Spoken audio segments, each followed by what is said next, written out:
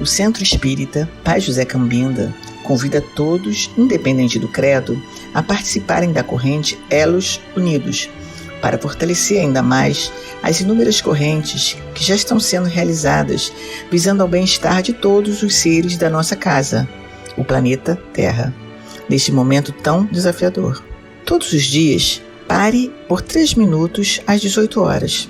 Eleve seu pensamento e faça uma prece. Juntos somos mais fortes. Hoje, quarta-feira, dia 26 de janeiro de 2022. Casa de Pai José Cambinda, onde damos início à nossa reunião com a prece inicial pela nossa irmã Viviane.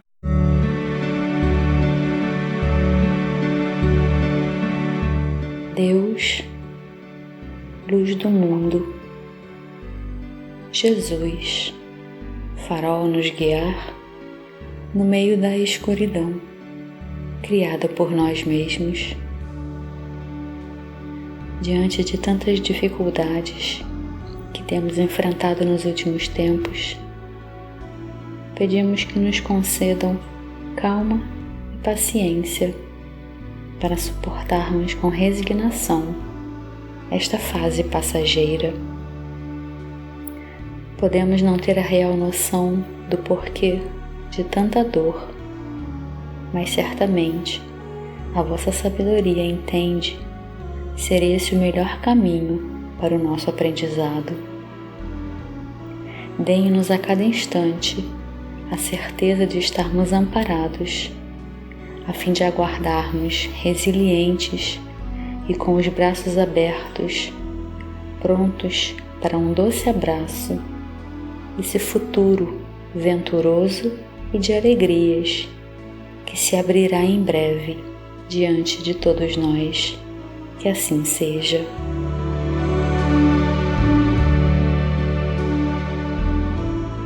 Leitura da página para a nossa reflexão pelo nosso irmão Nuno. Do livro Pão Nosso, Chico Xavier, pelo Espírito Emmanuel. Convite ao bem. Em todas as épocas, o bem constitui a fonte divina, suscetível de fornecer-nos valores imortais. O homem de reflexão terá observado que todo o período infantil é conjunto de apelos ao sublime manancial. O convite sagrado é repetido, anos a fio. Vem por intermédio dos amorosos pais humanos, dos mentores escolares, da leitura salutar, do sentimento religioso, dos amigos comuns. Entretanto, raras inteligências atingem a juventude, de atenção fixa no chamamento elevado. Quase todo gente ouve as requisições da natureza inferior, olvidando deveres preciosos. Os apelos, todavia, continuam. Aqui é um livro amigo, revelando a verdade em silêncio. Ali é um companheiro generoso que insiste em favor das realidades luminosas da vida. A rebeldia, porém, ainda mesmo em plena madureza do homem, costuma rir inconscientemente, passando, todavia, em marcha compulsória, na direção dos desencantos naturais que lhe impõem mais equilibrados pensamentos. No Evangelho de Jesus, o convite ao homem reveste-se de claridades eternas. Atendendo-o, poderemos seguir ao encontro de nosso Pai, sem hesitações. Se o clarim cristão já te alcançou os ouvidos, aceita-lhe as clarinadas sem vacilar. Não esperes pelo aguilhão da necessidade. Sob a tormenta é cada vez mais difícil a visão do porto.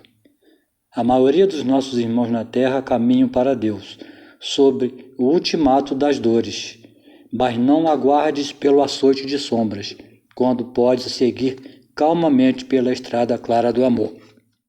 Convidado para o estudo da noite, nosso irmão Guilherme Furusawa, filiado ao Centro Espírita Pai Congo de Cambinda, da cidade de Paracambi, Rio de Janeiro, com o tema A Tudo Dai Graças. que possamos aprender com seu estudo. Boa noite a todos os nossos irmãos de Barra do Piraí, nossos irmãos da Seara Espírita do Pai José Cambinda. É com muita alegria que nós temos mais essa oportunidade de encontro, mais essa oportunidade de reunirmos-nos no entorno da mensagem de Jesus, nas mensagens contidas nos seus evangelhos, na mensagem espírita. Somos muito gratos aos dirigentes da nossa instituição pela oportunidade. Agradecemos aos nossos amigos espirituais. Agradecemos também a Jesus, aquele que é a luz do mundo. E nós vamos iniciar nosso estudo dessa noite exatamente lembrando das suas mensagens. Em diversos momentos, Jesus nos recomendava que nós fôssemos gratos a Deus, que nós agradecêssemos a Deus, porque compreendemos que tudo aquilo que nos acontece nesse educandário onde nós nos encontramos está de acordo com as nossas necessidades. Lembrando uma metáfora muito curiosa, onde ele afirma que nenhuma só folha cai da árvore sem que Deus o saiba. Tudo está de acordo com esses mecanismos perfeitos da divindade. Tudo está de acordo com as nossas necessidades. Nós encontramos nesse educandário tudo aquilo do qual nós necessitamos para vencermos, para que nós possamos ir burilando, para que nós possamos ir lapidando essa pedra preciosa que todos nós carregamos em nossos corações, nossa capacidade de amar. Devemos multiplicar essa capacidade de amar no sentido da compreensão, da fraternidade, da caridade, naturalmente. Jesus nos recomendava então que nós fôssemos gratos a Deus. Nós vamos encontrar nos evangelhos outras mensagens relacionadas à gratidão.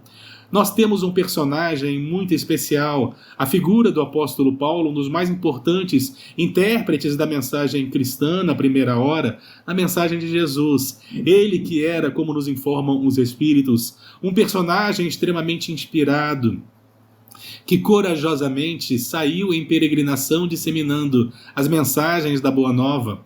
Nós sabemos que após a sua conversão na estrada de Damasco, ele começa a realizar, depois de um tempo de contemplação da mensagem dos evangelhos, que começavam a ser escritos naqueles velhos pergaminhos.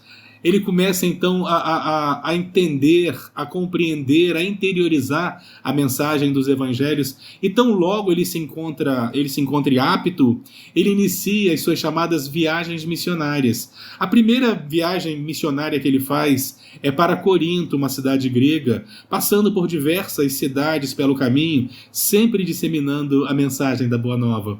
A sua segunda viagem missionária, ele levava a mensagem de Jesus pela primeira vez ao continente europeu.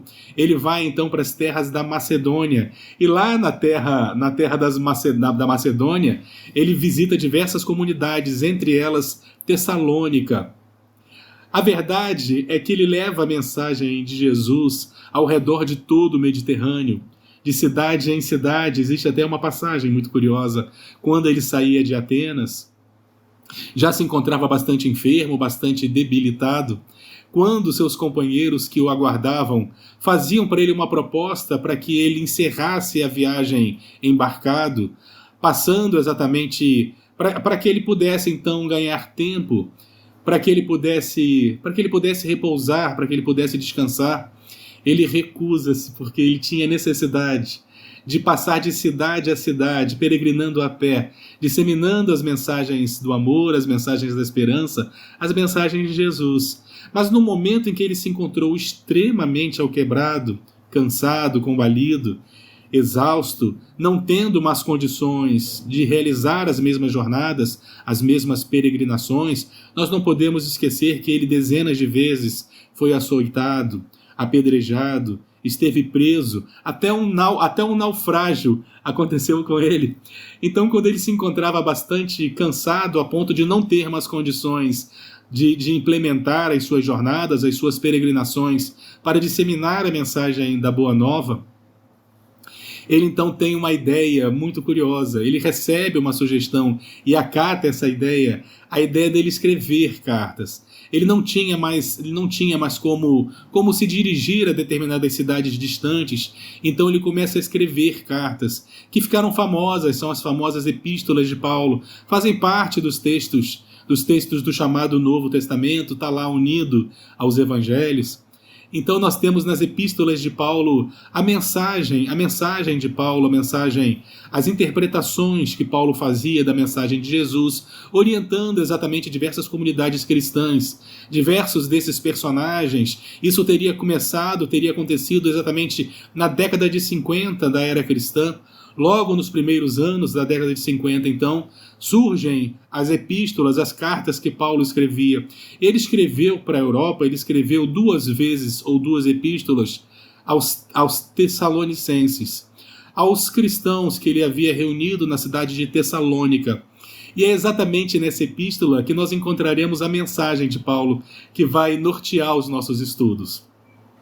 Em determinado momento, Paulo teria dito aos irmãos de Tessalônica a seguinte frase: em tudo dai graças, porque é a vontade de Deus em Cristo Jesus para convosco, em tudo dai graças. Essa frase que todos nós, eu imagino, que já tenhamos ouvido em alguma oportunidade ou lido, é uma frase um tanto quanto confusa. Como assim, em tudo dai graças? Entendemos o valor da gratidão, mas em tudo darmos graças? Será que nós devemos agradecer quando nós encontramos as dores, as provas, as dificuldades, a fome, a injustiça? Porque Paulo é enfático quando ele fala que nós devemos dar graças em tudo. Em tudo dai graças. Porque tudo aquilo que nos acontece, segundo Paulo, é a vontade de Deus em Jesus Cristo para todos nós. É exatamente assim que está na sua epístola. Em tudo dai graças. E nós nos perguntamos, como assim? Por que nós devemos dar graças em tudo? Quando nós utilizamos as lentes da doutrina espírita para nós compreendermos a mensagem de Paulo, nós percebemos que verdadeiramente devemos ser gratos por tudo. Pelas oportunidades, pelo nosso crescimento, por tudo aquilo que temos que contribuem para o nosso crescimento, inclusive pelas dores, pela dificuldade. Mesmo quando enxergamos a fome e a injustiça, não somos coniventes com isso. Entretanto, sabemos que se existe em nossas vidas é porque existe uma necessidade. Porque Deus, como nos ensina Allan Kardec logo na introdução do Livro dos Espíritos, não é alguém, mas é um conjunto de mecanismos perfeitos que faz exatamente com que cada um receba de acordo com aquilo que tem necessidade. É lógico que nós não compactuamos com as injustiças, mas compreendemos a necessidade das injustiças do mundo. Embora o mundo tenha muita injustiça, não existem injustiçados, porque nós recebemos exatamente aquilo do qual nós necessitamos.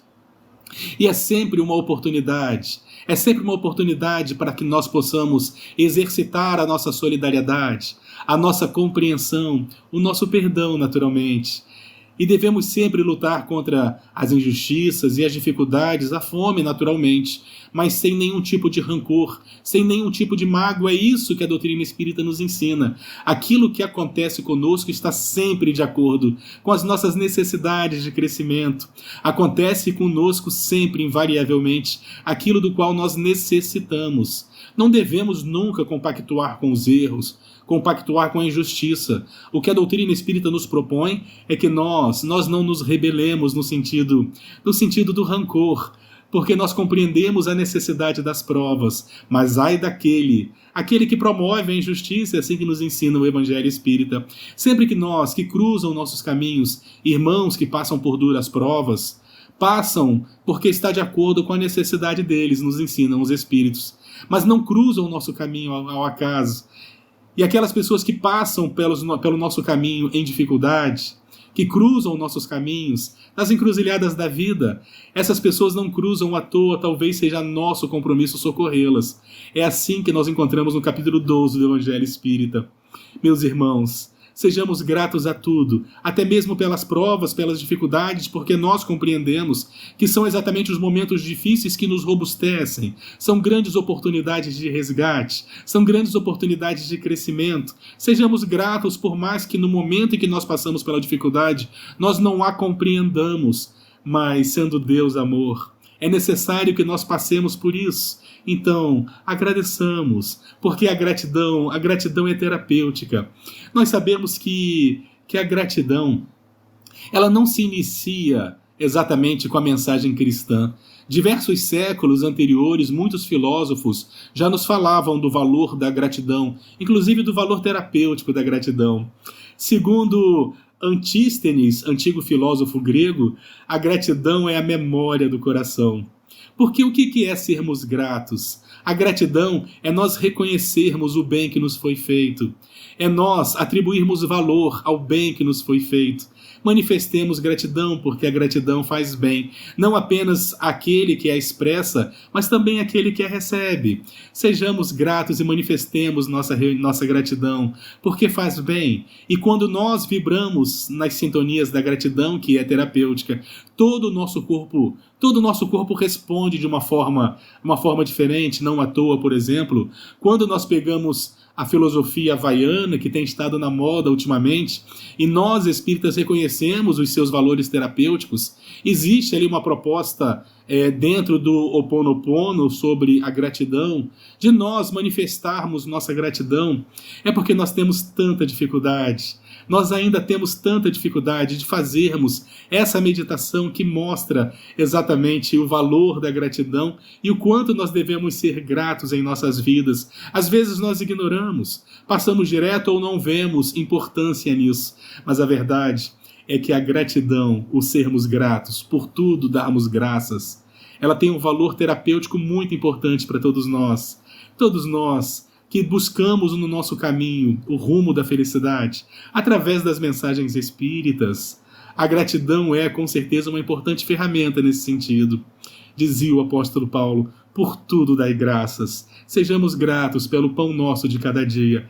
Mas agradecemos também os momentos em que tivermos ausência de pão, porque tem um valor educativo para todos nós. Tem um valor que nós possamos agradecer as pessoas que cruzam nossos caminhos, aquelas que cruzam para somar e aquelas que eventualmente podem nos colocar alguns obstáculos, porque também são importantes em nossas vidas. Sejamos gratos pelo teto, mesmo que existam entre nós aqueles que não possuem um teto. Agradeçamos, porque ainda assim estamos reencarnados e temos aqui aquilo que nós necessitamos para o nosso progresso, para o nosso crescimento. Nós sabemos o quanto a vida física é efêmera, embora a vida seja imortal e eterna. É efêmero tudo aquilo que nós encontramos nesse mundo material. Então aproveitemos, não vamos atribuir valor àquilo que não tem verdadeiramente valor. Vamos nos desapegar, vamos aprender a compreender e amar. É a nossa proposta, a proposta para todos nós, nesse educandário divino. E sobre a gratidão eu gostaria de contar uma história. Não sei se todos os nossos irmãos se lembram, mas nos anos 90 passados, nos anos 90, o Papa João Paulo II, ele já se encontrava bastante debilitado. Ele já se encontrava com muitas dificuldades. Ele havia desenvolvido Parkinson. Ele ficava sempre, quando aparecia nas câmeras, ele ficava sempre encolhidinho, percebíamos a sua mão trêmula dada ao Parkinson. Ele já enfrentava bastante dificuldades, isso foi por volta de 1994, se eu não me engano. Quando, de repente, o Vaticano ele recebe uma proposta inusitada. Ele recebe uma proposta, uma mensagem vinda de Tel Aviv, vinda de Israel, onde um personagem queria fazer uma entrevista pública com o Papa.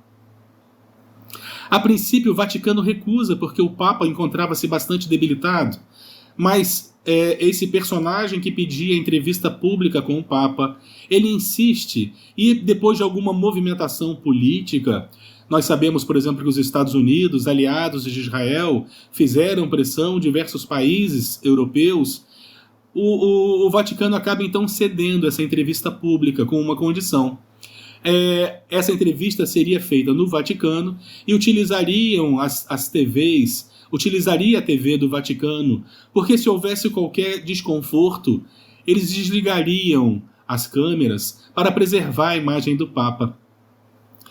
Quem queria fazer a entrevista com o Papa era um personagem extremamente importante de Israel. O nome dele era Israel Meir Lau, conhecido simplesmente como Meir Lau. Ele era o rabino-chefe de Israel, ele era o líder religioso mais importante entre os judeus naquela ocasião. E ele queria fazer uma entrevista pública com o Papa. Todos ficaram, de certa forma, apreensivos, mas no dia da entrevista ele foi bastante amistoso. Sentou-se ao lado do Papa e começou dizendo o seguinte: eu vim aqui hoje apenas para contar uma história. Ele começou a narrar uma história que todos nós, de alguma forma, conhecemos. O ano era de 1939. Nós já estávamos vivendo os horrores da Segunda Guerra Mundial. Era o início de tudo aquilo. Nós sabíamos que existiam muitos valores deturpados sendo alimentados, surgiam ideias extremamente negativas relacionadas ao fascismo, ideias como o nazismo. E lá na Polônia existia uma família de judeus. Essa família de judeus era uma família bastante numerosa e tinha uma criança recém-nascida. Ela havia nascido no ano de 1937. Estava, naquela ocasião, com 2 anos de idade apenas. Ele era chamado de Lulek. O pequeno Lulek era o último filho daquela família judaica. Seu pai era um importante rabino.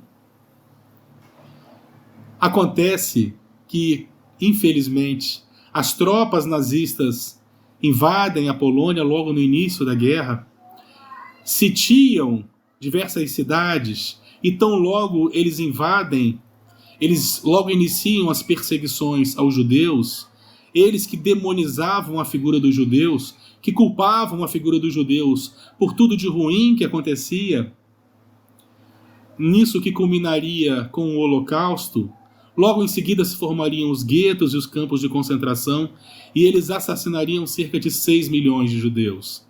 Naquela ocasião, no ano de 1939, logo no início da Segunda Guerra, essa família de judeus então resolve fugir da Polônia, porque a situação lá já estava insuportável para os judeus. Muitos judeus eram assassinados, eram assaltados, eram roubados, se apropriavam dos seus pertences, eram humilhados, torturados.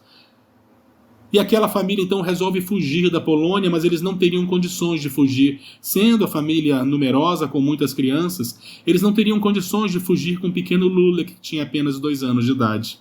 Seria muito mais fácil se eles conseguissem fugir, se eles fugissem sem levar essa criança, e assim eles o fizeram. Eles, que eram muito amigos de uma mulher que era católica, eles pedem a essa mulher que os auxilie, cuidando da criança, que tão logo todo aquele horror, toda aquela sombra se dissipasse, eles retornariam para que eles pudessem então cuidar do pequeno Lulek. Ela pede conselhos ao pároco da cidade, a um padre que existia no interior da Polônia. Esse padre então se solidariza, contrariando inclusive as ordens do Vaticano, porque as ordens iniciais do Vaticano era que nenhum padre, que a igreja não se envolvesse com questões de guerra, e se ele então resolvesse auxiliar essa mulher para proteger essa criança, ele estaria se envolvendo em questões de guerra. Mas ele não teme. Ele então resolve auxiliá-la. A família tenta fugir da Polônia, mas são todos assassinados. Todos assassinados. Daquela família numerosa havia restado apenas o pequeno Lulek, de 2 anos. O tempo foi passando. Chegou o ano de 1945, o final da guerra. Aquele padre então se vê numa situação muito delicada.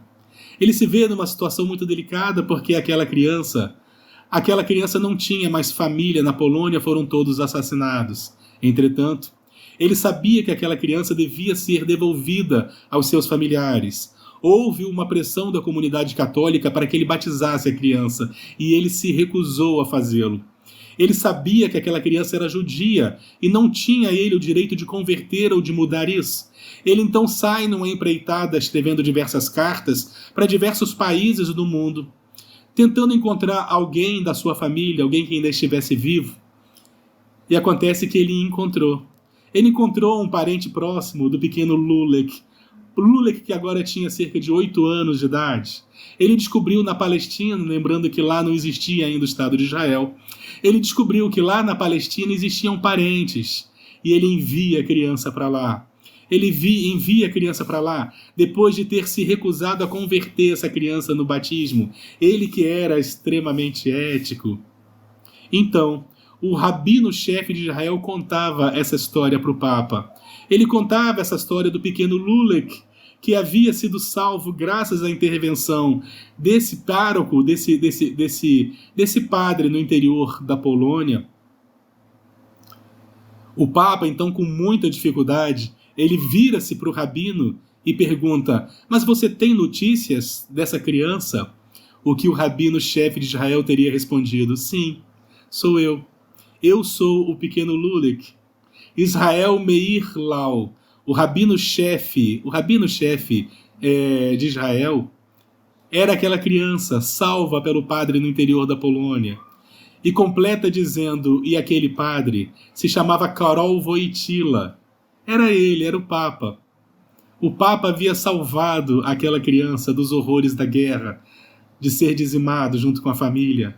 Ele havia, então, feito diversas concessões para proteger aquela criança e mais. Ele teria preservado exatamente a religião das tradições familiares para que aquela criança pudesse ser devolvida ao seio de onde não deveria ter saído de forma alguma. Papa João Paulo II era Karol Wojtyła, aquele padre no interior da Polônia que auxiliou aquela família de judeus, mesmo desafiando a vida, desafiando inclusive o Vaticano, as ordens do Vaticano, de não se intrometer em questões de guerra. Mas o mais impressionante nessa história foi a dedicação do rabino-chefe em poder ter a oportunidade de agradecê-lo, de agradecer por aquilo que ele fez, por ter desafiado o sistema, por ter desafiado as ordens, por não ter temido a morte. Quando nós pegamos a biografia do Papa João Paulo II, ele fez inúmeras coisas parecidas. Nós encontramos ele socorrendo pessoas na neve, pessoas que fugiam do Holocausto, pessoas que fugiam dos horrores da guerra, alimentando, preservando, sempre sem temer a própria vida. E naquele momento nós tínhamos o rabino manifestando a sua gratidão. A verdade é que todos imaginavam que o Papa iria desencarnar porque ele se encontrava com bastante dificuldade. Mas a verdade é que isso fez com que ele encontrasse um combustível tão especial que ele então inicia uma série de viagens, mesmo com todas as dificuldades físicas que ele apresenta, sendo ele o primeiro Papa a pisar em Israel, reconhecendo o Estado de Israel que o Vaticano não reconhecia. Ele é o primeiro Papa a visitar Israel, reconhecendo o Estado de Israel, e ele visita também a Palestina e pede perdão aos palestinos por toda a perseguição imposta pela Igreja ao longo dos anos, as cruzadas, por exemplo. E logo depois ele desencarna já na virada do milênio. Meus irmãos, a gratidão tem um valor terapêutico. Sejamos gratos e aproveitemos sempre a oportunidade. Jesus nos recomendava que nós tivéssemos a capacidade de reconciliar com os nossos adversários, enquanto nós estivéssemos a caminho com eles na nossa jornada terrena. Mas que nós não esqueçamos também de agradecer aqueles que nos auxiliam, aqueles que nos fazem bem, aqueles que estão ao nosso lado. Quanto arrependimento sentimos quando nós não temos mais essa oportunidade. E o rabino-chefe, ele teve essa oportunidade com muita insistência de agradecer publicamente ao Papa João Paulo II. E nós devemos meditar nesse encontro tão mágico, tão importante, porque são dois dos maiores líderes religiosos do mundo. Quando nós pensamos na população mundial, o catolicismo, o cristianismo, ele chega a contemplar 1/3 da população mundial. Já o judaísmo é entre as religiões do mundo aquela que de maior agrega questões econômicas, personagens impressionantemente importantes na economia do mundo. A verdade é que esses dois grandes líderes religiosos se encontraram, porque não existe acaso quando nós falamos de reencarnação. Nós reencarnamos sempre exatamente onde nós deveríamos estar. Sejamos gratos por isso. Nós sempre reencarnamos na família em que nós deveríamos reencarnar. Sejamos gratos por isso. Qual a probabilidade desses dois personagens terem se encontrado? Ele, o pequeno Lulek, na sua infância com 2 anos. E o Papa João Paulo II, um padre no interior da Polônia. Eles se encontraram. Qual a probabilidade disso acontecer ao acaso nesse mundo com bilhões de pessoas reencarnadas? Esses dois personagens se encontraram e depois se reencontraram para que o mundo pudesse conhecer o valor terapêutico da gratidão. Qual a probabilidade disso acontecer ao acaso, meus irmãos? Sejamos gratos. Vamos iniciar o nosso dia agradecendo a Deus, como nos recomendava Jesus. Agradeçamos a Deus, sejamos gratos a Deus por todas as oportunidades, porque a gratidão é terapêutica e nós vamos perceber que nós mudamos o nosso panorama astral, as energias que nós emanamos, elas começam a se modificar quando nós manifestamos a gratidão. E lentamente nós vamos percebendo que nós temos muito mais motivos para agradecer do que para reclamar. Nós não percebemos isso porque reclamamos tanto que esquecemos de agradecer. Mas a verdade é que nós temos muito mais motivos para agradecer. E como nos ensina Paulo, na verdade, nós só temos motivos para agradecer e nunca para reclamar. Sejamos gratos. Em tudo dai graças, porque tudo aquilo que acontece conosco, segundo Paulo, é a vontade de Deus em Cristo Jesus para convosco. Ou seja, acontece conosco tudo aquilo do qual nós necessitamos para o nosso progresso. Por mais que doa, por mais que nós não compreendamos no momento em que passamos pela dificuldade, mas ela existe por um motivo, para o nosso crescimento, e nós crescemos dessa forma invariavelmente. Vamos aprender a agradecer. Vamos aprender a manifestar nossa gratidão. Vamos aprender a diariamente nós exercitarmos o valor da gratidão. Agradeçamos pela saúde do corpo físico ou até mesmo pela ausência dela. Agradeçamos pelos nossos olhos, que embora com o passar do tempo enxerguem cada vez menos, nos serviram para que nós pudéssemos nos relacionar com o mundo à nossa volta. Agradeçamos pela voz, pelos ouvidos, pelo coração que começa a bater muito antes do nosso nascimento. Quando nós deixamos de ser uma pequena mórula, já existe uma célula que começa a se contrair de forma diferente. Aquilo que dará, conforme o desenvolvimento embrionário vai acontecendo, aquilo que dará origem ao nosso coração já começa lá numa pequena palpitação. Ele começa a bater muito antes do nosso nascimento e ele só para a sua tarefa no momento do nosso desencarne. Agradeçamos pela saúde, agradeçamos por tudo aquilo que encontramos em nossas vidas, mas principalmente pela oportunidade de crescimento e de resgate que invariavelmente encontramos em nossas vidas também. Agradeçamos pelo filho incompreensivo, agradeçamos pelos pais, agradeçamos pelos amigos, os amigos que nós escolhemos em nossa jornada. Como nós dissemos, o acaso não existe, principalmente quando nós nos referimos à reencarnação.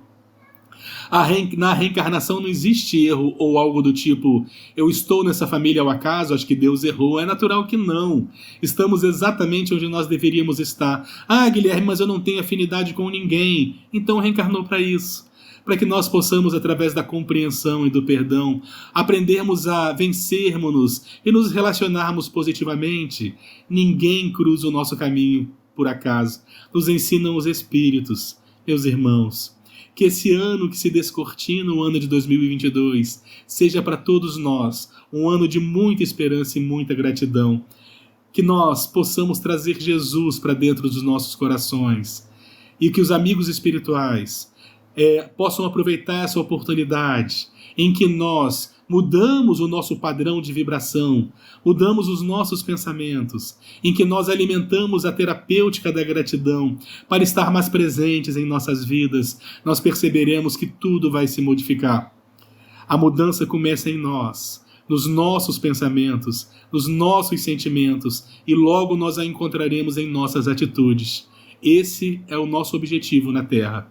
Reencarnamos, estamos aqui para modificarmos-nos, para vencermos-nos. A gente gosta muito de querer mudar os outros. A gente gosta muito de dar conselhos aos outros. A gente gosta muito de apontar defeitos para os outros. Mas o nosso compromisso quando reencarnamos é conosco. É o compromisso de nós mudarmos os nossos defeitos.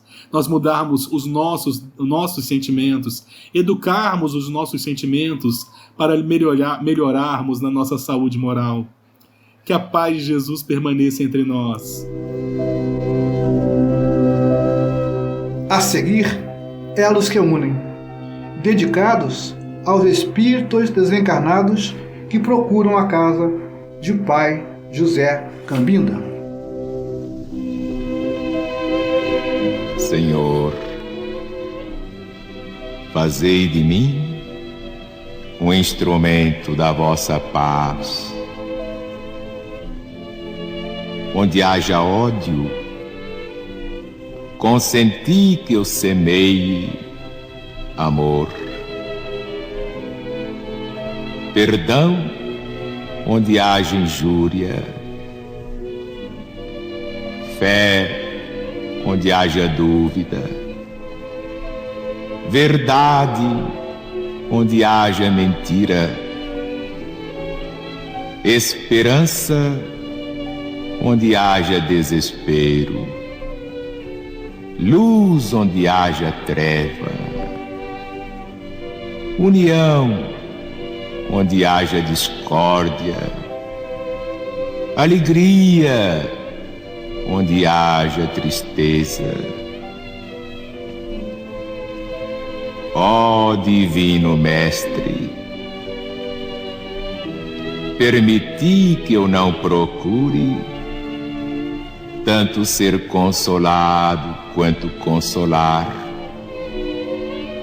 compreendido quanto compreender, amado quanto amar, porque é dando que recebemos, perdoando é que somos perdoados, e morrendo é que nascemos para a vida eterna.